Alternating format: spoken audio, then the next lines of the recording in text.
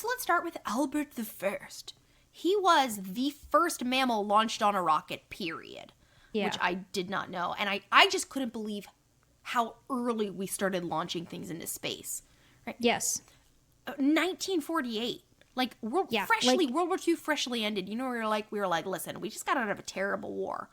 But let's just shoot things into space. Or maybe it was just someone who was like, I don't want to be on this planet anymore. Let's start investigating space.